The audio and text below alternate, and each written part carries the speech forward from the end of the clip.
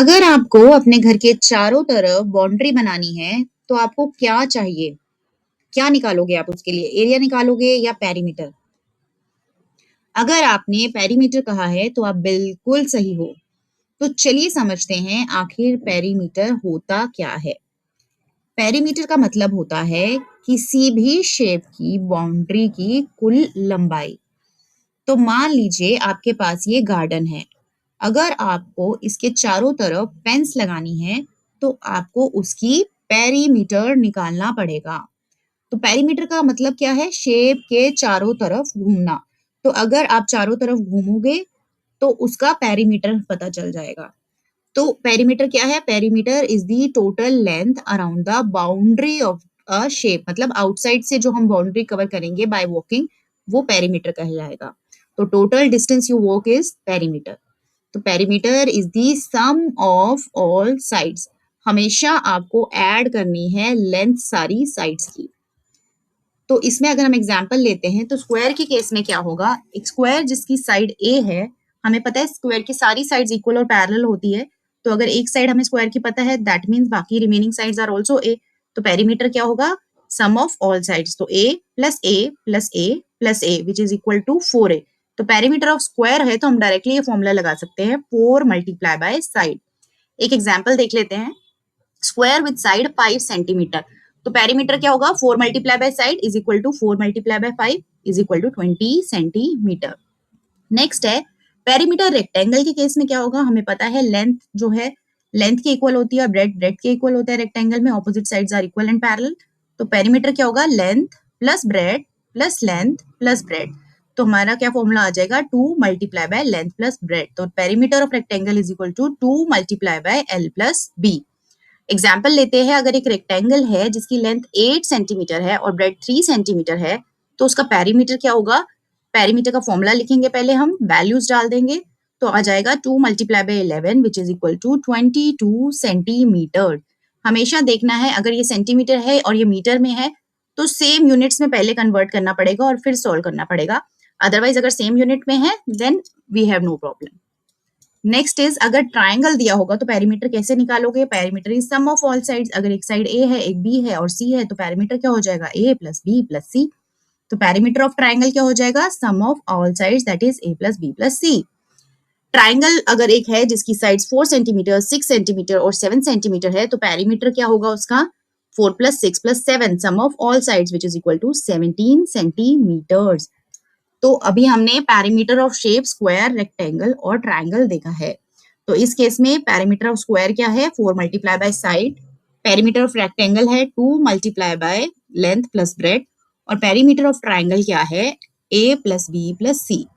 अब हम आगे सीखेंगे एक स्पेशल शेप सर्कल, जिसमें पेरीमीटर को एक अलग नाम दिया गया है, दैट इज सर्कमफ्रेंस। सर्कमफ्रेंस क्या होता है? सर्कमफ्रेंस होती है बाउंड्री, मतलब outside edge of a circle. The length of the boundary of a circle is called a circumference. Simple language में अगर बोले, अगर आप एक सर्कुलर पार्क में बाहर घूमोगे, वॉक करोगे, तो डिस्टेंस जो आप वॉक से कवर करोगे वो सर्कमफ्रेंस बन जाएगा।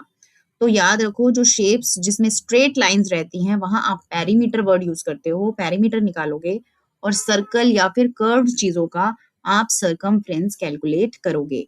सर्कमफ्रेंस की इंपॉर्टेंट डिस्कवरी हुई थी कि जो पाई की वैल्यू है वो है हमेशा कांस्टेंट रहती है। मतलब सर्कमफ्रेंस अपॉन जो डायामीटर होता है वो पाई के इक्विवेलेंट होता है, चाहे सर्कल छोटा हो या बड़ा।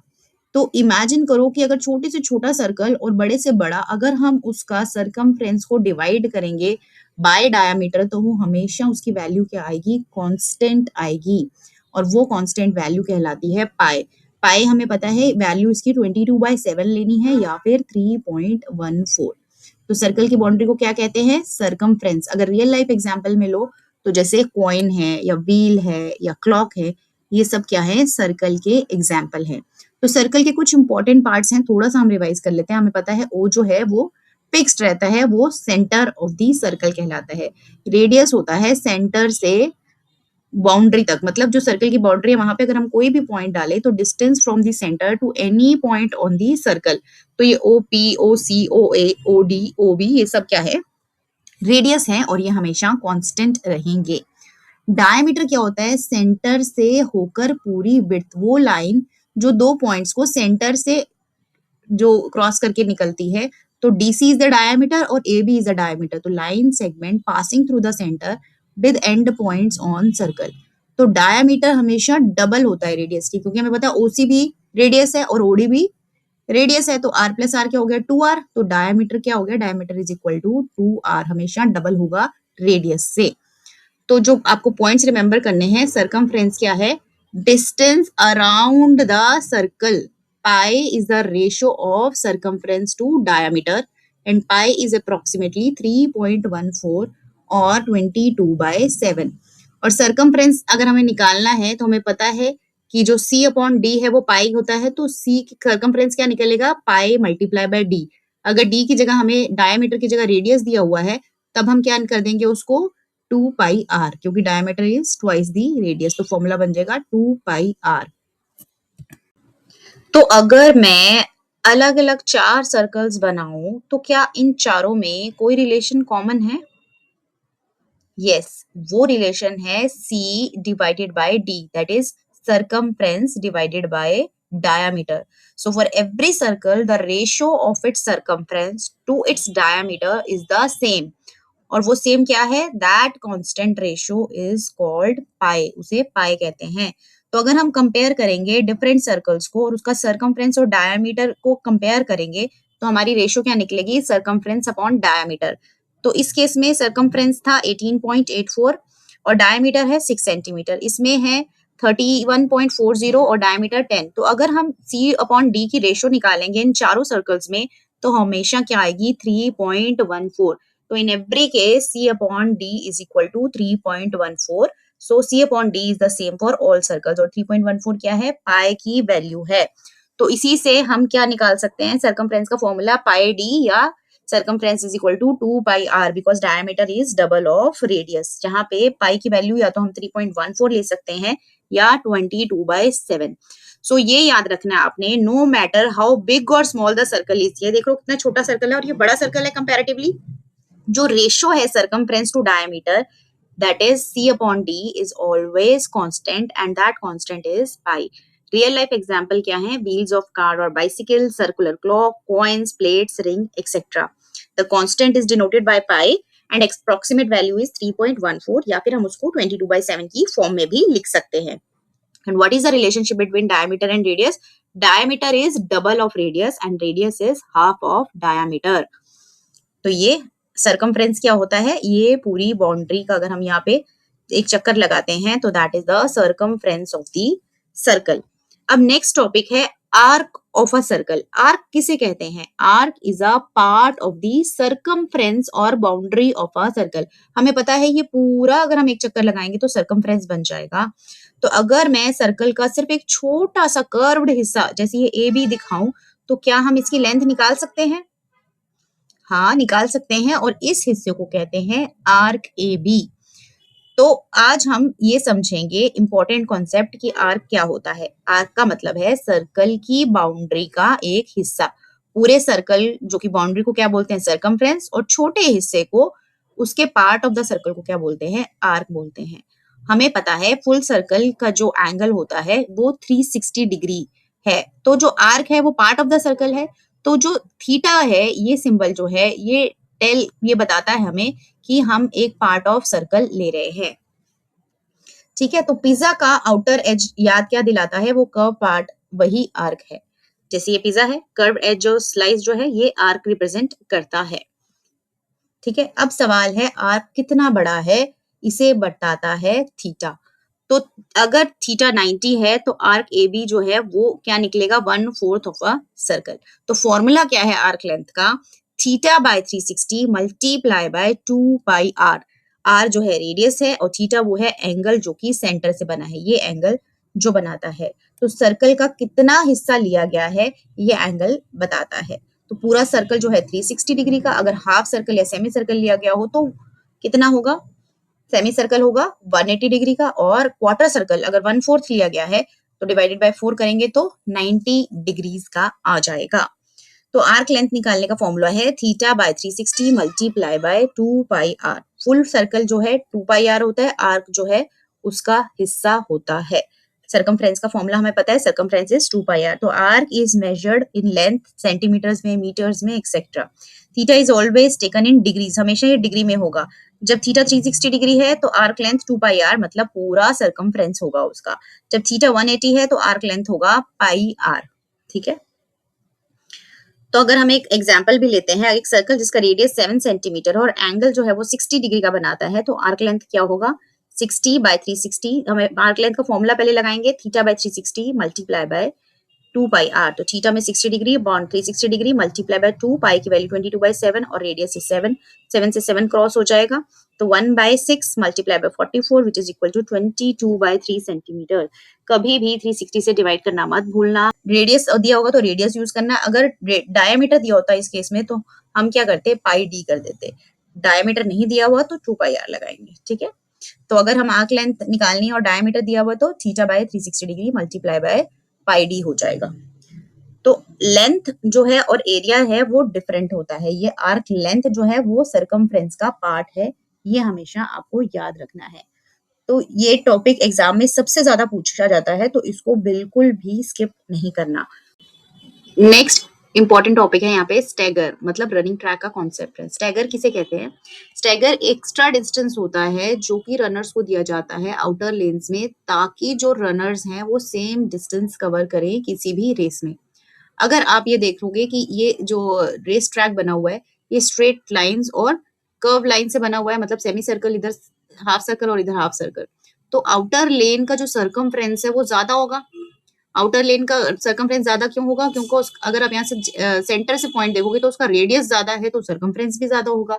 तो जो रनर है बाहर की लेन में, आउटर लेन में, उसको ज्यादा डिस्टेंस कवर करना पड़ेगा अगर सेम डिस्टेंस से वो सेम पॉइंट से अगर स्टार्ट करते हैं।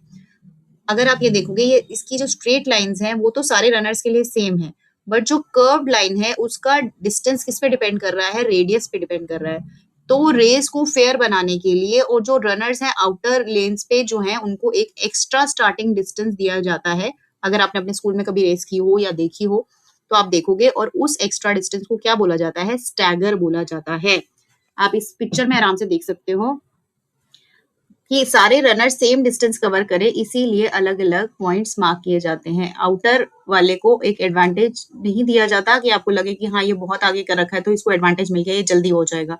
इसका इसीलिए किया हुआ है क्योंकि इसका रेडियस ज्यादा है, ताकि ये इक्वल डिस्टेंस कवर कर सके बाकियों के साथ। तो उस हिसाब से स्टैगर्स लगाए जाते हैं, मतलब वो मार्क्स लगाए जाते हैं जो कि एक्स्ट्रा है, ताकि सेम डिस्टेंस कवर करें। तो स्टैंडर्ड ट्रैक के 2 स्ट्रेट पोर्शन होते हैं और 2 सेमी सर्कल पोर्शन होते हैं। इनर लेन का जो रेडियस होता है और आउटर लेन का रेडियस जो है वो डिफरेंट होता है। आउटर लेन का रेडियस बड़ा होगा और इनर का छोटा होगा। Outer lane is longer than inner lane, इसीलिए जो अगर पूरा कैलकुलेट करेंगे डिस्टेंस वो ज्यादा होगा इनर लेन से। डिफरेंस क्या होगा स्टैगर में? स्टैगर कितनी दूरी पे लगाए जाएंगे? तो डिफरेंस जो भी डिस्टेंस होगा इनका, outer radius minus inner radius, अगर हम निकालेंगे 2 pi capital R minus R निकालेंगे तो हमारा स्टैगर की वैल्यू निकल आएगी। एग्जाम्पल से समझते हैं, अगर रेडियस 2 लेन्स का ट्रैक का 35 मीटर्स और 30 मीटर्स का है तो स्टैगर कितने पे लगेगा? तो स्टैगर लगेगा 31.43। कैसे निकाला हमने? 2 pi capital R minus small R. Capital R मतलब 35 जो बड़ा वाला है माइनस 30 करेंगे तो 5 आ जाएगा। 2 मल्टीप्लाई बाय 22/7 मल्टीप्लाई बाय 5 हमारा आया 31.43 पे स्टैगर लगेगा, आउटर वाले पे लगेगा ये। तो स्टैगर जो है वो given only because of difference in radius. Straight portions are same, सारी लेंस के लिए स्ट्रेट ये वाला स्ट्रेट पोर्शन सेम रहता है। स्टैगर इंश्योर्स, स्टैगर किस लिए लगाया जाता है? ताकि फेयर रेस हो और इक्वल डिस्टेंस कवर करे सारे runners. Larger the difference larger the stagger. अगर capital R minus small R जितना ज्यादा होगा तो स्टैगर की वैल्यू उतनी ज्यादा आएगी, उतनी आगे स्टैगर लगेगा। तो टिल नाउ हमने जो भी कॉन्सेप्ट्स कवर किए हैं वो ये है। पेरीमीटर ऑफ शेप्स, जिसमें हमने स्क्वायर का पेरीमीटर निकालना सीखा, रेक्टेंगल का, ट्राइंगल का, और पेरीमीटर का मतलब होता है total distance around the shape. और इस पेरीमीटर को, total distance around the shape, circle के केस में हम सरकमफ्रेंस बोलते हैं। और जो सरकमफ्रेंस अपॉन डायमीटर है वो हमेशा कांस्टेंट वैल्यू रहती है, उस कांस्टेंट वैल्यू को हम बोलते हैं पाई। तो ratio is same for all circle, जितना मर्जी छोटा सर्कल हो और जितना मर्जी बड़ा सर्कल हो उसकी वैल्यू पाई की हमेशा कांस्टेंट रहेगी। पाई की वैल्यू कैसे निकालते हैं? सर्कमफ्रेंस अपॉन डायमीटर किसी भी सर्कल का।